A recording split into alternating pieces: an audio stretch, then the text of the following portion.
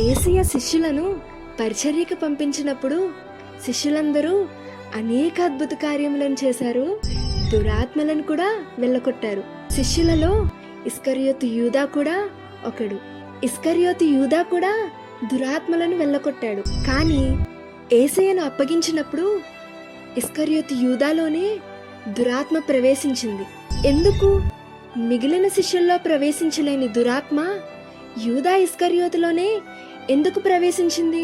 అనేక మందిలో దురాత్మని వెళ్ళగొట్టిన యూదా తనలో ఉన్న దురాత్మని ఎందుకు వెళ్ళగొట్టుకోలేకపోయాడు?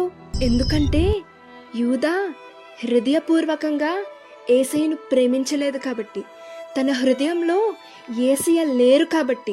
ఏ హృదయం అయితే యేసయ్యను నిజముగా ప్రేమిస్తుందో ఆ హృదయంలో దురాత్మ ప్రవేశించడానికి కూడా భయపడుద్ది. నీలో కూడా దురాత్మ ప్రవేశించకూడదంటే ఏవేవో చేయక్కర్లా.